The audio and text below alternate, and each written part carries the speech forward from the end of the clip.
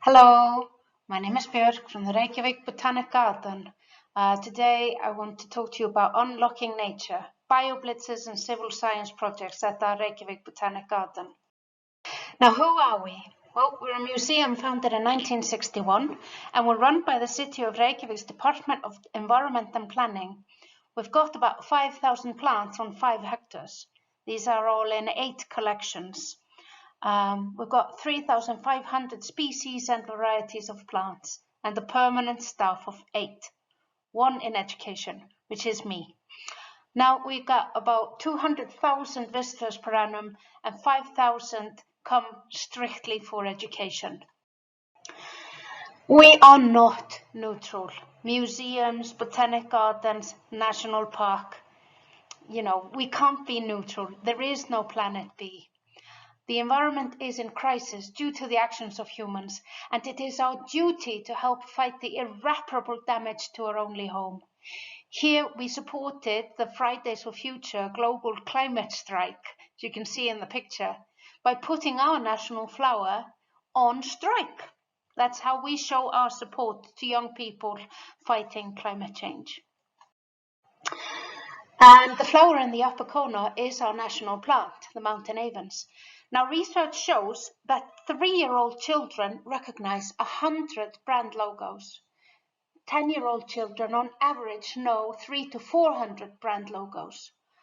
However, most children and young adults know less than 10 native plant species, which is a problem and a shame. See the picture with the sandal? I tested high school students with this. I asked them to look at a tiny patch of green area. Before I put the sandal there, most of them didn't see the bird's nest. After I put the sandal next to the nest, all of them saw the sandal, but only 50% saw the nest. Now, how are we supposed to save the earth if we don't know it? We get groups of teachers with school children to the botanic garden, and some of those teachers completely freak out when they see insects. Then the children mirror the teacher's fear of nature. When facing a global climate crisis, we have to change our behavior and reverse the disassociation from nature. Now, what's the purpose of Bioblitzes? We think it helps raise awareness on plant conservation, biodiversity, climate change, habitat loss and extinction, all the difficult topics. We also think they help us fight biophobia and they teach us how to read nature. Now, we believe that every individual matters. You take the knowledge home and then you use it. When we started doing bioblitzes at the Reykjavík Botanic Garden, it was obvious that our guests wouldn't be looking for plants that are parts of our collection.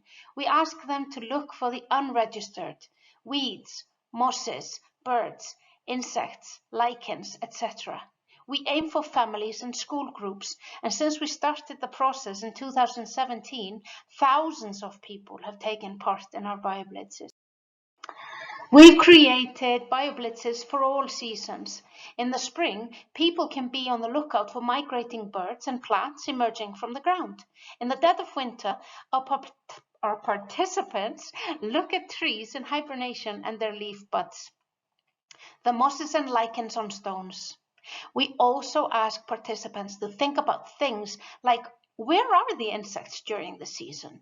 Are they dead? Did they lay eggs? And where did they lay eggs?